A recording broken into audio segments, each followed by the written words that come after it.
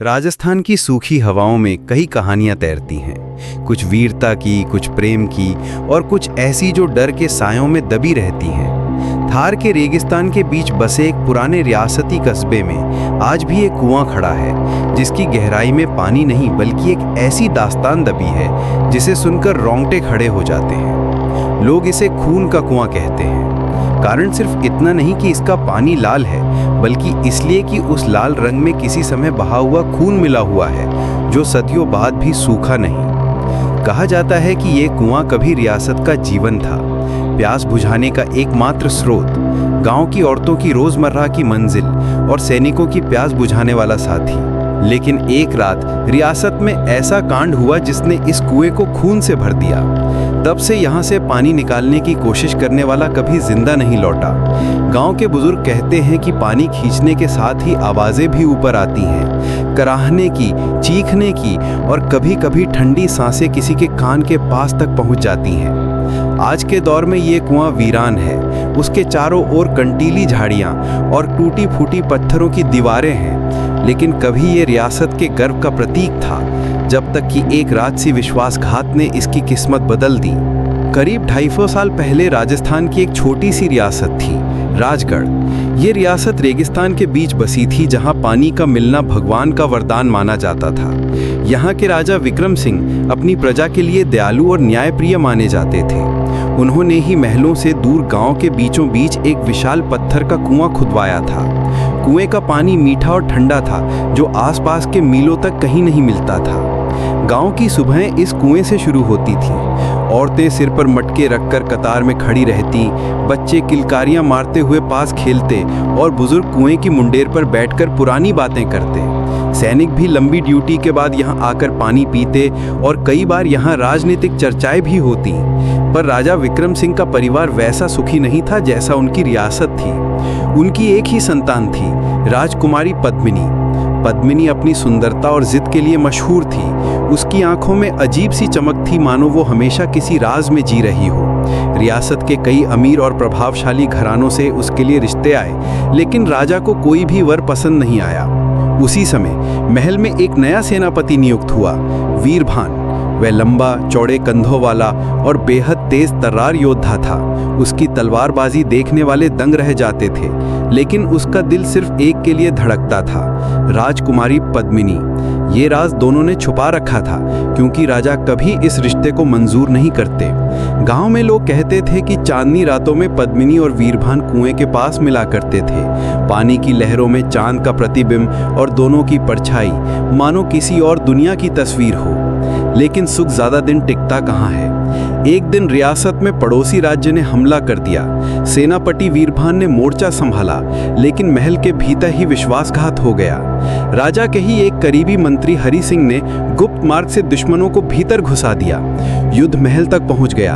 तलवारों की खनखनाहट, घोड़ों के टापों और चीखों के बीच एक भयानक घटना हुई। राजकुमारी को पकड़कर उसी कुएं के पास लाया गया।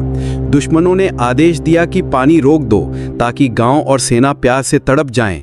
लेकिन मंत्री हरि सिंह की आंखों में और भी खतरनाक मंशा थी। उसने पद्मिनी को कुएं के किनारे खड़ा किया और कहा, अगर तू मुझसे विवाह नहीं करेगी तो मैं इस कुएं को तेरे ही खून से भर दूंगा, ताकि ये पानी किसी और के काम ना आए। पद्मिनी की आंखों में डर नहीं था, बस घृणा थी। उसने ऊंची आवाज में कहा, इस कुएं का पानी मेरी रियासत की प्यास बुझाता है, लेकिन अगर इसे खून चाहिए तो ये मेरा होगा, किसी गद्दार का नहीं। और अगले ही पल उसने कुएं में छलांग लगा दी। राजमहल के अंधेरे गलियारों में उस रात सन्नाटा और भी गहरा हो गया था। महाराज वीरेंद्र सिंह अपने निजी कक्ष में बैठे थे, लेकिन उनके मन में बेचैनी की लहरें दौड़ रही थीं। खिड़की से बाहर झांकते हुए उन्हें वो सूखा कुआं साफ दिखाई दे रहा था, जो कभी इस रियासत का गर्व हुआ करता था। अब वो वीरान और भयावे खड़ा था, मानो अपनी अधूरी प्यास का बदला लेने को तैयार हो। बाहर के पहरेदारों के कदमों की आहट भी अब उन्हें किसी अनिष्ट की सूचना जैसी लगने लगी थी। महाराज के कानों में बार बार बुजुर्गों की कही बातें गूंज रही थीं। जब तक कुएं का पानी खून में नहीं बदलेगा, तब तक इस रियासत की प्यास नहीं बुझेगी। ये एक पुरानी भविष्यवाणी थी, जिसे महल में कई लोग अंधविश्वास मानकर नजरअंदाज कर चुके थे, लेकिन महाराज को उसके पीछे छुपा रहस्य हमेशा बेचैन करता रहा था। उस समय रियासत सूखे की मार झेल रही थी। खेत बंजर हो चुके थे, पशु मरने लगे थे और प्रजा प्यास से तड़प रही थी। राजा के दरबार में रोज लोग पानी की भीख मांगने आते, लेकिन राजकोष में बस थोड़ी सी बची जमा पानी की आपूर्ति ही थी जो राजमहल और सैनिकों के लिए रखी गई थी। प्रजा की बद्दुआएं बढ़ती जा रही थीं। एक शाम जब सूर्यास्त के साथ आसमान लाल हो गया था, महल में एक अजनबी साधु का आगमन हुआ। उसका चेहरा धूल और राख से सना था, आंखें गहरी और लाल, और हाथ में बस एक लकड़ी का डंडा था। वह सीधे दरबार में पहुंचा और महाराज के सामने खड़ा हो गया।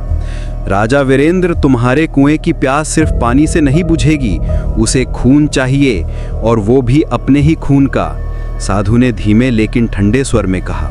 सभी दरबारी चौंक गए। सैनिक तलवारें खींचने लगे, लेकिन राजा ने इशारे से उन्हें रोक दिया। ये कैसी बात कर रहे हो साधु?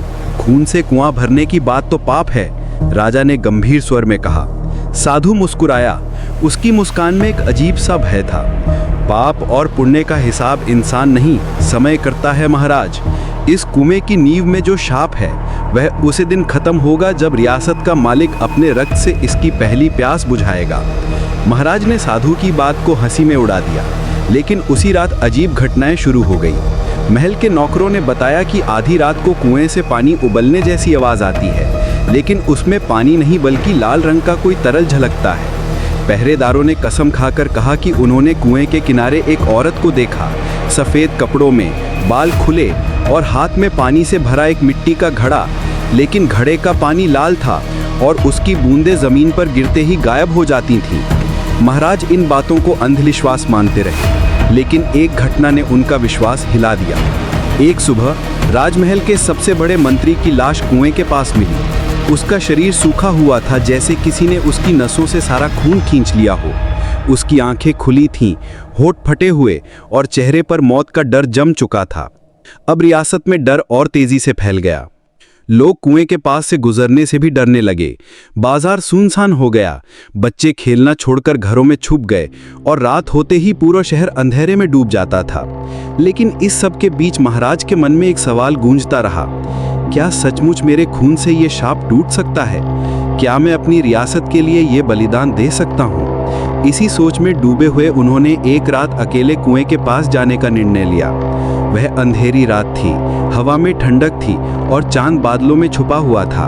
महाराज ने कुएं के किनारे खड़े होकर नीचे झांका तो अंधेरे में गहराई ऐसी थी कि तल दिखाई नहीं देता था। लेकिन अचानक उन्हें लगा जैसे कुएं के भीतर से कोई फुसफुसा रहा हो, आओ, अपनी रियासत को बचाने आओ। इस आवाज में एक सम्मोहन था। महाराज का दिल तेज धड़कने लगा। उन्होंने महसूस किया कि ये सिर्फ एक आवाज नहीं बल्कि कुएं के भीतर से आती एक अदृश्य खींच थी जो उन्हें अंदर खींचना चाहती थी। और तभी उनके पीठ के पीछे किसी के कदमों की आहट हुई। उन्होंने मुड़कर देखा तो वह सफेद कपड़ों वाली औरत थी। उसके चेहरे पर कोई भाव नहीं था, बस उसकी आंखें लाल और होठों पर हल्की सी मुस्कान थी। राजा, देर मत करो, तुम्हारी रियासत का समय खत्म हो रहा है, उसने कहा और धीरे धीरे कुएं के अंधेरे में उतरने लगी, मानो पानी पर चल रही हो। महाराज वहीं खड़े रह गए। अंदर का डर और कर्तव्य का बोझ दोनों एक साथ उन्हें तोड़ रहे थे। गांव में अंधेरा पूरी तरह उतर चुका था। आकाश में काले बादल छाए हुए और गरजती हुई बिजली के साथ बूंदाबांदी शुरू हो गई थी। उस रात खून के कुएं का पानी और भी भयावह लग रहा था। लालिमा अब पानी के ऊपर तैरती हुई हल्की हल्की लहरें बना रही थी, मानो किसी ने ताज़ा खून बहाया हो। हवा में एक सड़ी हुई बदबू घुली थी जो सीधे नथनों में घुसकर सिरदर्द पैदा कर रही थी। रियासत के पुराने हवेली में अब बस कुछ ही लोग बचे थे। बाकी सब या तो गांव छोड़ चुके थे या फिर उस शापित कुएं का शिकार हो चुके थे। पंडित रघुनाथ, जो गांव के सबसे बुजुर्ग थे, उन्होंने उस रात युवकों को चेतावनी दी थी कि आज के बाद कोई भी कुएं के पास मत जाना। रात का समय उस कुएं की आत्माओं का है और जो कोई इसकी हद लांघता है वो लौट कर नहीं आता। परंतु इंसानी जिज्ञासा का कोई इलाज नहीं। गांव का एक युवक अर्जुन, जिसे हमेशा से इस कुएं के रहस्य को जानने की सनक थी, ने तय कर लिया कि वह आज रात सच्चाई का पता लगाएगा। उसके दो दोस्त माधव और इमरान भी उसके साथ हो गए। तीनों के हाथ में लालटेन थी और वे चुपचाप खेतों से होते हुए कुएं के पास पहुंचे। कुएं के पास पहुंचते ही चारों ओर की हवा भारी हो गई। अर्जुन ने देखा कि पानी की सतह पर हल्के हल्के बुलबुले उठ रहे हैं और बीच में से एक अजीब सी फुसफुसाहट सुनाई दे रही है, जैसे कोई अंदर से उनका नाम पुकार रहा हो। अर्जुन, माधव, इमरान, तीनों ने एक दूसरे की ओर देखा। उनकी रीढ़ की हड्डी में ठंडक दौड़ गई। अचानक कुएं के किनारे एक औरत का साया नजर आया। वह सफेद साड़ी में थी, लेकिन उसका चेहरा अंधेरे में धुंधला था। बस उसकी आंखें लाल अंगारों की तरह चमक रही थी। वह धीरे धीरे उनकी ओर बढ़ी और फिर बिना आवाज किए कुएं में कूद गई। पानी के छींटे दूर तक उछले पर पानी शांत हो गया, मानो कुछ हुआ ना हो। अर्जुन ने कांपते हुए नीचे झांका, तभी कुएं से खून का फुवारा ऊपर उछला और सीधा उसके चेहरे पर गिरा। वह चीखते हुए पीछे हट गया। माधव और इमरान ने उसे खींचने की कोशिश की, लेकिन तभी कुएं से कई काले हड्डियों जैसे हाथ बाहर निकले और अर्जुन को पकड़ लिया। उसकी चीख पूरे गांव में गूंजी, पर धीरे धीरे